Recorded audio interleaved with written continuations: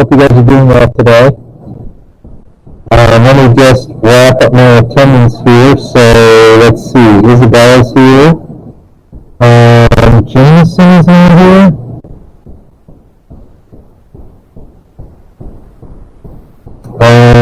Connie Clearwater. Okay. Chloe here. Chloe's here. Okay. C. County, C. Mason. Paul's here. Nick is here. Stephen is here. Chris Gardner is here. Yes. Yep.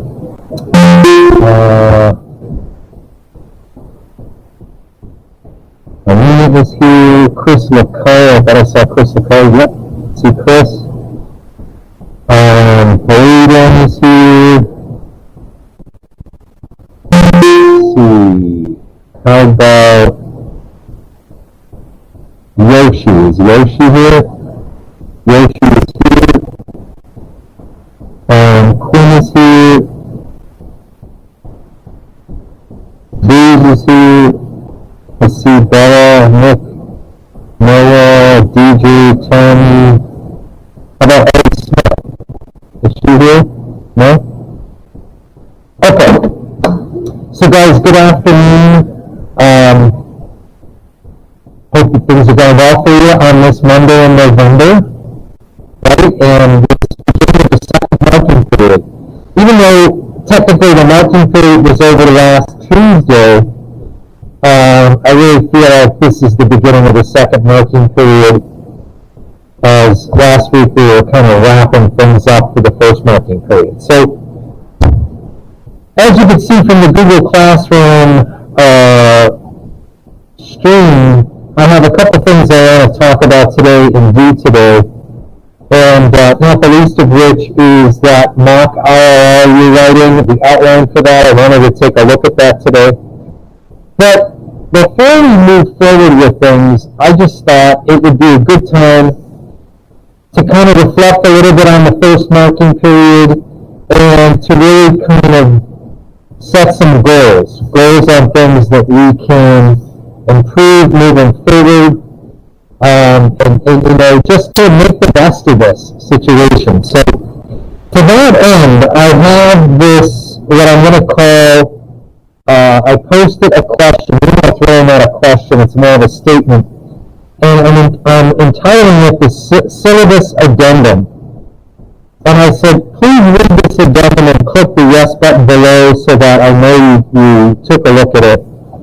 I'm actually going to just take some time to have us look at it and talk about it a little bit today. Because the stuff on here, I feel like it's really important. And,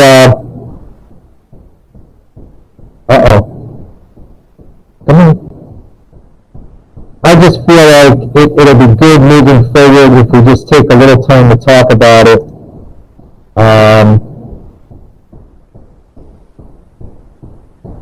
If I can open it up. Okay, there we go. I'll just use that.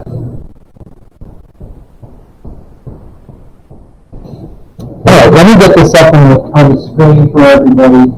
Even though I know you can take a look at it on your own screen there.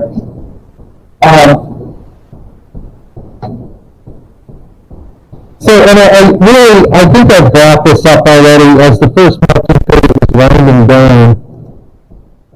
I think I already brought it up. There's some things I was concerned about, and I felt like,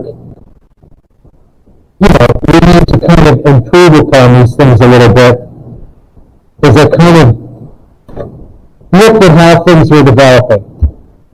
Because what I have found, I don't care what you're doing, a lot of times the difference between getting the most out of a situation and getting the least out of it really all comes down to momentum. What kind of momentum are you gathering in a particular experience? And if you know anything about momentum, it can work in opposite directions. You could really be off to a good start with something, and you could get momentum going, And that makes what you're doing much easier and much more productive, right? I mean, the opposite of that is true as well, where things start slowing down, or maybe even they slow down to a point of stopping, inertia, and then you're stuck. And then it almost seems impossible at times to get things going in the right direction at all at that point. So, to that end, I reflected last week and I kind of put this together, and I thought a good way to frame it would be to go back to the original syllabus that we had sat down together and looked at the beginning of September. And I wanted to look at some key ideas on that syllabus and then just add some additional notes to it. All right? So, don't take anything that I'm saying here personally. This is not a particular attack on anyone or even a criticism. Because I get it. This situation is not ideal. As a matter of fact, to be honest with you, I very much dislike this mode of teaching and learning. Those of you that have me as a student before know that if it were up to me, I would be in front of the classroom, I would be moving around, I would be much more animated and physical and to the point of being goofy at times about things, just because I want to make class engaging. I get it. Like, students sit all day and school could be very boring. So I have never wanted my class to be boring. I wanted it to be engaging, even if you don't like English. Just, if it meant being silly or goofy or physical or moving around or doing things. I want it to be engaging. So this is very difficult for me. I don't like this either. So I get it. And yet, while I say that, I also realize that this is your junior year. This is it. You're never going to get another junior year in high school. Whether you like it or not, whether it sucks, whether it's to your style, it doesn't matter. This is it. This is the only junior year you are going to get. You got one of two choices. And those choices are the same as they always are in life. You're either going to make the best of it and get the most out of it, or zero momentum. You're gonna pack it up, and you're not going to get the most out of it. You're going to waste the opportunity. But again, I don't say that to be harsh or to be critical, because I get it. I have done many things in my life that I have been like, I really like this, how it's going, so I'm just going to kind of sit back and ride this out, and then if things get better, then I'll care. Then I'll do it, and here's the thing. There's no guarantee in life that things are going to get better, or going to change, or somebody's going to show up, or something. Like, wherever you're at, that's what it is. It is what it is, and that's where you're at, and you have to make the best of it regardless. So, I really feel like I want, the first point I want to make is I totally sympathize with the fact that this is not ideal, and at times it's very difficult. It's very difficult to, especially if you are virtual all the time. I get it. You're not in school, you're not around your classmates, you haven't even stood in the same classroom as me, so it's probably really hard connecting with me as your teacher. So I think that's an extra challenge, and I'm sure at times it's just difficult to kind of, get geared up for class. But we don't have a choice. We have to. Like, we do have a choice, but what I'm saying, it is what it is. We have to make the best of it. Okay, so to that end, again, I just, almost as if I were your coach, I just want to make what I feel are these goals for the second marking period. Okay? So let's take a look at this. So I reflected, I went back to the syllabus, and I picked up what I felt were the key things I think we can do better with. So it starts with number one, class requirements or student learning outcomes. And the first thing that I feel like I want to talk about a little bit is just attendance. Because attendance is more than just I showed up and teacher man over there could put a check next to my name, I'm here. Right? And what I put on the original syllabus was an idea to try to communicate to you that it was more than that. You know, you had to do more than just show up. I also wanted to communicate to you that I get it, you know, emergencies crop up, you get sick, you're going to miss a class here and there. I just want to reiterate again to you that when that happens, it's up to you to go on to Google Classroom and to see what we did for the day and to make up the work, to get back on track. Alright, so again, if there's a situation where you're absent, you need to be responsible about that. Now, in terms of being absent, let's talk about what being present is. So specifically for the virtual attendees, all of you guys, at least 3 days a week, you're virtual. Some of you, you're virtual all the time. So I want to just again define what being present is. Present means you are not only in the Google Meet, but your camera is on, and you are engaged in the lesson. So when I call on you, you can answer back, or hopefully most of the time, you're participating. It's rare that I have had students in my classes where yep, ding dong, they're in the meet, and I check the name off, but then I don't see their face, I don't hear from them, I'm calling out to them, you know,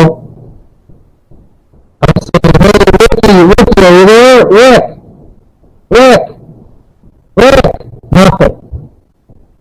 Okay, camera's off, they're not responding. I'm just letting you know that from this point on, like, I'm marking you absent. Even though technically it says you're here, you're not here. You are not here. I'm marking you absent. Okay?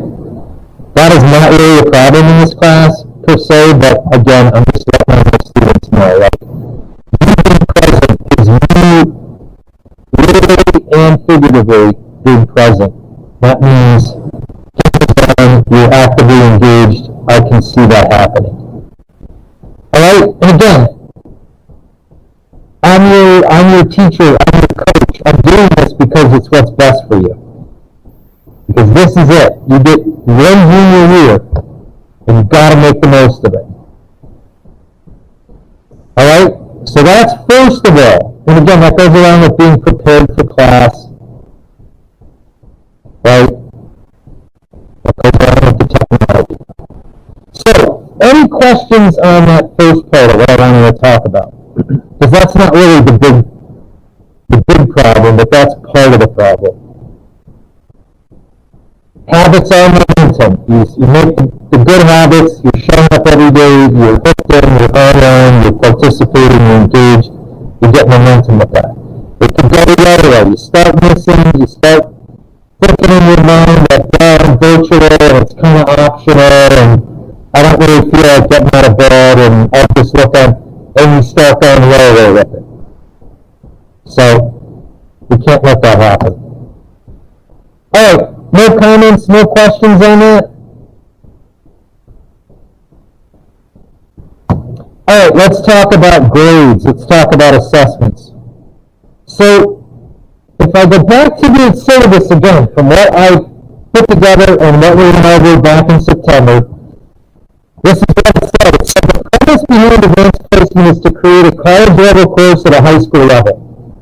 So for that reason, no late work will be accepted after the assigned due date. There are no excuses for late, incomplete, or unsubmitted work.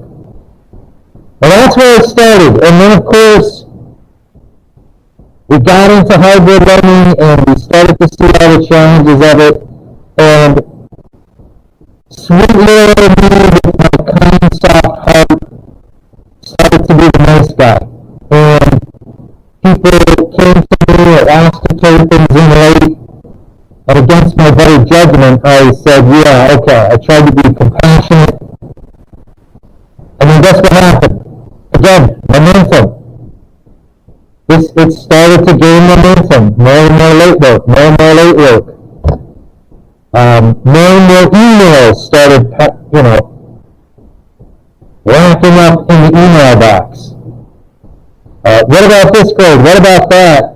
Remember 2 weeks ago when this was due? I don't know what that is. And then, and then what I realized about halfway through the marking period was, I got a real problem here. I've kind of opened up a can of worms with this. So, everybody likes it when your teacher, coach, parent is nice and they let you off the hook. But honestly, as the adult, I'm not helping you. I'm really not.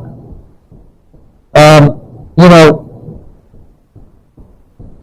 have to kind of force you to do the thing that you need to do, even though you don't want to do it, because it's for your best. It's for your best development. So I've got to go back to this original idea that there's no such thing as late work. Now again, this is a unique challenge this year. So I want to try to kind of meet you halfway a little bit. And again, to be honest, for a large majority of the class, this isn't even an issue, so I'm not even talking to you. But for anyone who has dealt with the challenge of procrastination and turning things in late, this is what I've decided. I tried to be understanding, but it resulted in an utter abuse of deadlines.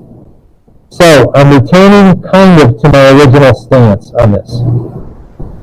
Because there really, when you consider the time that I give you to work in class, there really is no excuse for late work. So if you're due late, I'll accept it, but you're going to lose 20 percentage points. If it's 2 days late, again, against my better judgment, I will accept it. But you're only going to get 50% credit at that point. If it's 3 days late, you weren't really intending to do it. So I'm not accepting it after 2 days. I'm not accepting it anymore.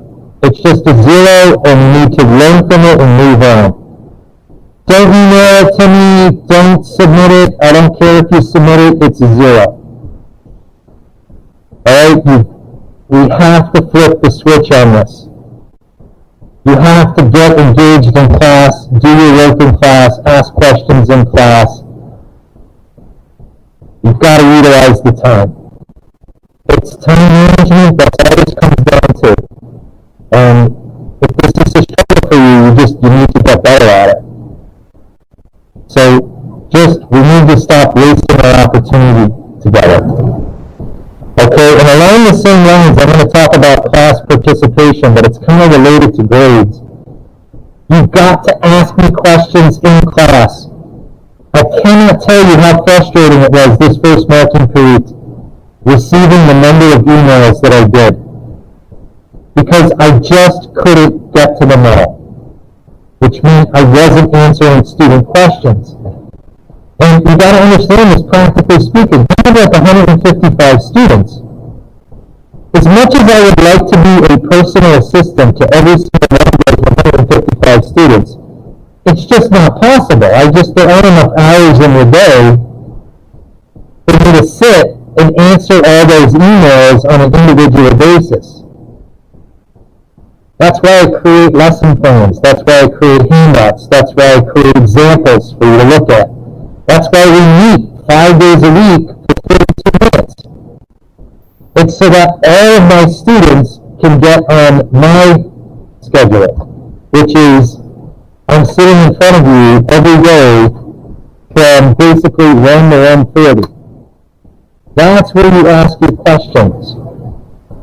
Alright? Shoot me an email at 8:30 at night, I'm never going to see that. I'm never going to get back to you on that. I just cannot be that available all the time.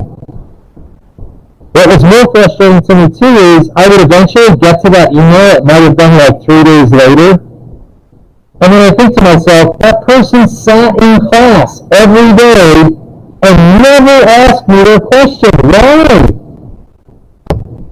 I mean, like, I don't get that. Like, you're not getting an answer to your question through email. Why would you just sit twiddling your thumbs for days waiting for me to email you back? Just ask me, I'm right here. Hello? Just ask me. Because chances are, you probably have a question someone else needs to hear. Do you know what I mean? But we've all had an experience. Someone else asks the question and we're like, man, I'm glad they asked that, because that's what I was thinking. Plus, when you ask the question, you just gave somebody else the permission to ask their question. How many times does that happen here? I know it's happened to me many times sitting in class. One person finally raises their hand and says, hey, I had a question, what about this? And then another person goes, yeah, I was thinking something, and the next thing you know, you got like 5 people all discussing. It's momentum. Alright? So we need to flip this switch. We need to turn this into an engaged classroom where people are asking questions, where people are making comments, and it's more than just the same 3 people all the time. Alright? And we need to forget the email questions. I'm not going to answer them. Bring your question to class.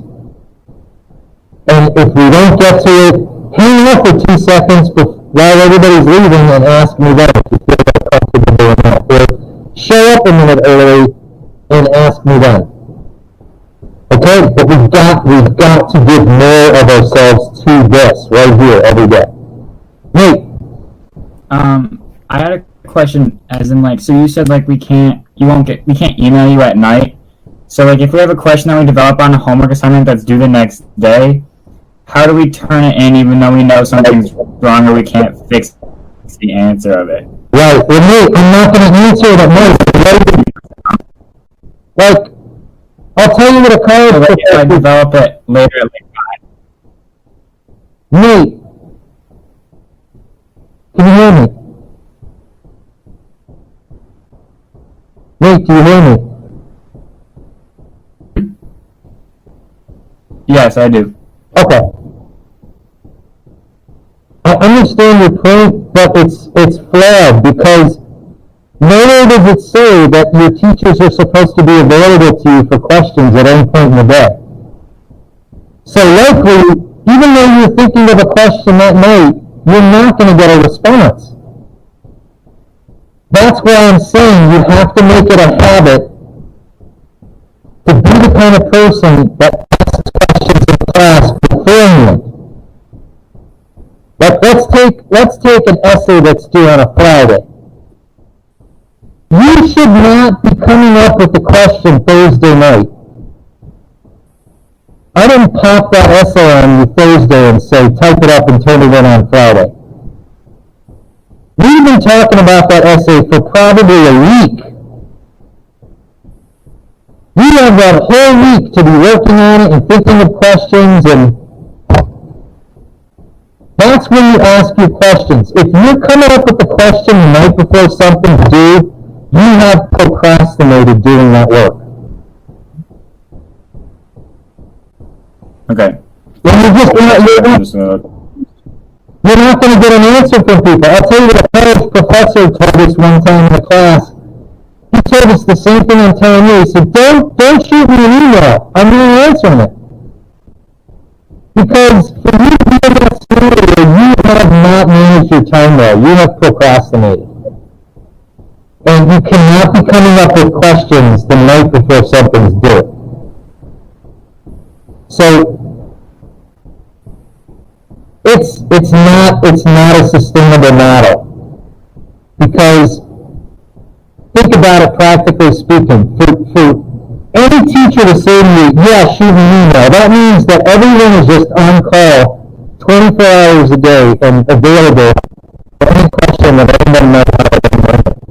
And that is not realistic. So that's what I'm saying to you. I'm very deliberate and strategic in that I don't assign things that are detailed and give my students one day to do it. I strategically don't do it, because I'm strategically building in days so that you can work on it and so that you can ask questions. Because I want you to be able to ask those questions. It wouldn't be, and that's true not just this year, I mean, it's true every year. I wouldn't be a very good teacher if I just threw assignments at people and I said, give it to me tomorrow. Right? That wouldn't allow for any questions, that wouldn't allow for any sort of interaction. I mean, where's the learning in that? So,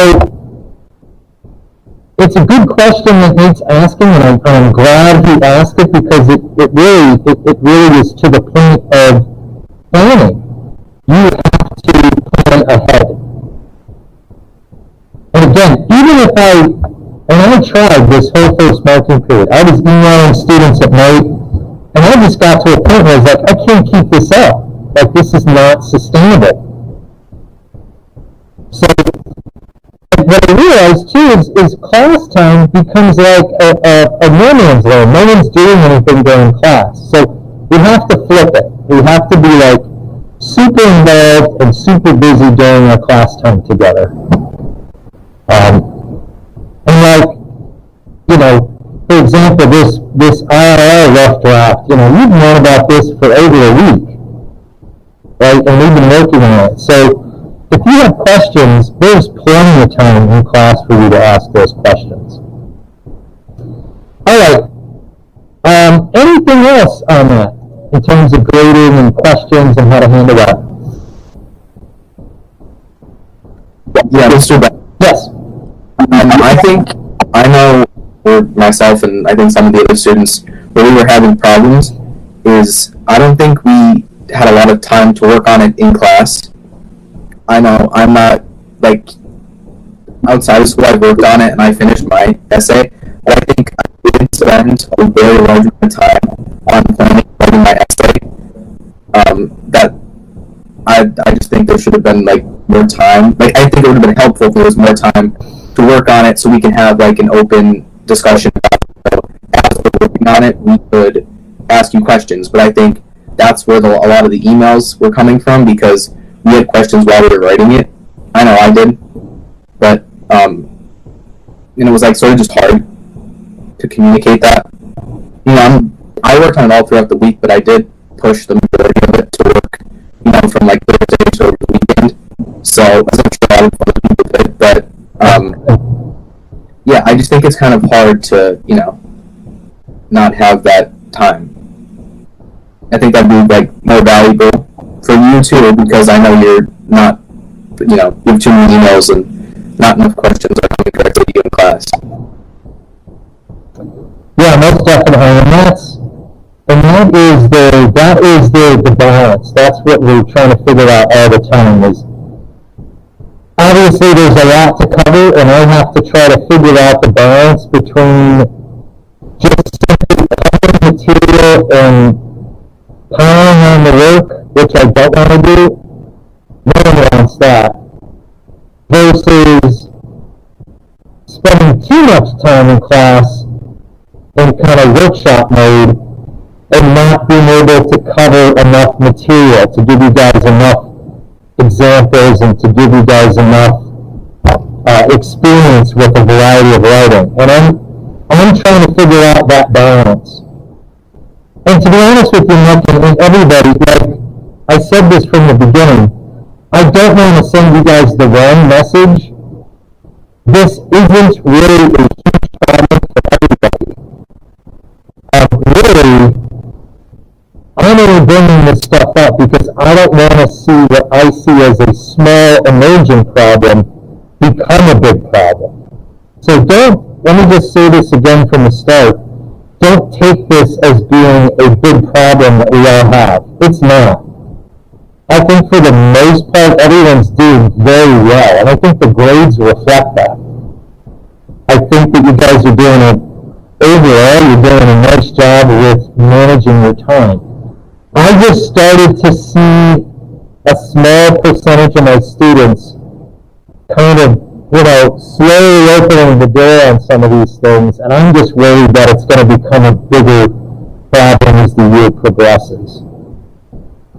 Okay, so I think you guys are doing a good job, but I just don't want to see it kind of snowball on us. So I appreciate your feedback, and I will continue to try to find that balance where I'm giving you time in class. But the problem that I saw emerge was every single day I say, we go over something, we talk about it, I show you an example, I say, okay, questions. And I get very little feedback at that point, but then later I'm getting emails, and all I'm saying is I want to flip that model. I want to be engaged more in class so that people feel more equipped and they're getting that feedback. I think that the emails later is just not a good model because you're not getting that feedback. That's my concern. And again, it's not everybody, it's not a big problem. It's a little thing. Okay? Alright. And that really is the last thing I wanted to talk about here, which is the class participation. I had this idea in the beginning of the year where I was going to give you a participation grade. And then as I saw things, the way they were developing, I thought, well, people aren't participating as much as I hoped. So I thought, well, maybe it has something to do with the virtual and the hybrid, and, people just aren't getting that comfort factor that when you're in school every day, you get it. You become more comfortable in your classes, you become more comfortable with your teacher, and you start to participate more. And then, again, I get back to the same way. It's momentum, right? You're becoming comfortable with your classmates, your teachers, the environment, you participate more. So I kind of held off on this, hoping that it would improve. But I really think moving forward, I need to utilize this. I need to find some sort of spark to kind of set a fire underneath you guys to say, look, you have to get more involved. Again, whatever you feel about the year, it doesn't, it matters, but I said it at the start, it is what it is. We got to make the best of it, all of us. So I really want to encourage you and kind of find a way to get you to participate more. So I'm going to come back to this. Starting with the second marking period, at the end of the marking period, I will give you a class participation grade, as you can see. I'm going to make it 10% of your final marking period grade. I talked with a couple other teachers about this and trying to figure out, a good number to put on that. And as I said in the original syllabus, these are the areas, these are how I would rank you as an A, B, C, D, or F, from a highly effective participant to an occasional observer. And I don't want to do it the first marking period because honestly, most of you would have fallen into the C, D, or F category if you were more of just an observer in class. Not to say that they weren't those of you who were A's or B's. They were. It's just my hope and goal is to see all of you getting the most that you can out of class and being in this A or B category. So I really want to encourage you to aim for that. To really say, I'm going to get more out of class by being more involved in class. And that gets back to being present, being engaged, asking questions, making comments, things like that. Okay? So, any other questions? questions or comments, any feedback you can give me at this point? I have a comment about participation. Yes. I know that when I'm speaking for myself and some other students, when sometimes social anxiety does kick in and it's really hard to understand to talk. Like this is a little hard for me, but like I can participate in class. It's just like I know we have to like work on it, but for some people it can be really, really hard. No doubt. Even ask a question. Yeah. Yeah, no doubt about it, Chloe. And it's just one of those things where you have to kind of try to challenge yourself a little bit. And again, there's different ways to do it than like you just did right now, like turning on your mic and making the comment, to maybe before or after class asking a question or asking during the scope of the class. I get it. You know what I mean? But I mean, the whole, like I said to you earlier on, part of my job as a teacher, as a parent, as a coach, I have to push people to do things they don't feel comfortable doing. I just have to do it. Otherwise, I'm not helping you grow. And none of us will grow if we're all allowed to just sit in our comfort zone and stay the same. The only way we grow is if we're pushed into an area where we're not very comfortable. And we're being asked to do things that we don't want to do. It's just part of the process. And all I could say to you is I have your best interest at heart. I mean that sincerely. I want to see you overcome some of those obstacles that you have. But So, like, even if we did participate this quarter and, like, thought that we, like, did a good job of it, like, we're still gonna not get points. That's just gonna be saved till the next quarter. yeah, I just decided I just felt like I was considering it, and I was looking at how it was going, and I'm like, I just have to not do this first quarter, because this is a completely different learning environment than what we normally do, and I really thought more about it, and you know, that's why I thought, well, maybe I'll use it and this will motivate people. So it's been something I've just kind of monitored and adjusted as I've observed things. But I just have to figure out a way to flip this situation around and get people more involved. So I'm going to go back to it now. Okay? Thank you. Absolutely. Again, I don't know how much more I could say this, but I sincerely have your best in mind. What's best for you, and I want to see you guys still get the most out of your junior year, even though it's not ideal. So I have to challenge all of us with these things. I could just throw my hands up in the air and say it is what it is and whatever and do nothing and just allow things to go the way they're going. But I've never been that kind of person. I want to be motivated to try to affect positive change. So this is what we have to do. We have to kind of set some goals with this. All right. I'll tell you, one of the things I got feedback about, and I'll share it with you guys just to see how you felt about it. Earlier in the day, a student said to me, Mr. Bath, is it possible, can you, at the beginning of the week, post the assignments for the whole week on the drop boxes so that they're already visible? Because the way that I was doing it in the stream, you know, it got kind of lost in the stream a little bit. And I said, yeah, I could definitely do that. I was not doing that because I didn't want to bombard you with a bunch of things at the beginning of the week. I don't want people to feel overwhelmed if they saw a bunch of things at the beginning of the week. But the feedback I pretty much got is that people would prefer the assignments being posted at the beginning of the week so that they can see that and manage that a little better. So, would I say that that's accurate of you also? You would rather have the assignments posted more toward the beginning of the week so you can see what they are? Will that help you in terms of your time management? Or do you prefer the day-to-day? Because the feedback I got is people that like the day-to-day thing.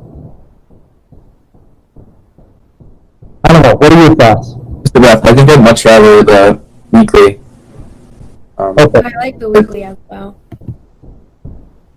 Okay. Mr. Beth, I like the weekly one too. Okay. That's pretty much been the feedback I've gotten all day today, and that's a great example of I needed to hear students tell me that, because the thing was just give it to them in a day-by-day chunk, and this way they won't be overwhelmed with work. So I will start. You'll notice I did it this morning. I put everything on there just to show you this week, and I will continue to do that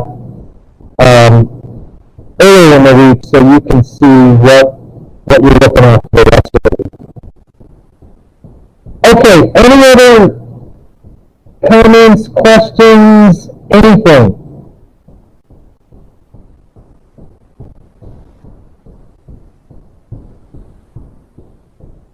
All right, again, I would just close with, I hope you understand where I'm coming from, which is the most sincerest of places for your best development. And again, this is not an attack or criticism on you personally. It's just, I think we can do better, that's all. All right, I'm out of time. Don't forget about the addendum check and the outline. They're posted there. Have a great day, everybody. I'll see you tomorrow. Thank you, Mr. Roth. Thank you.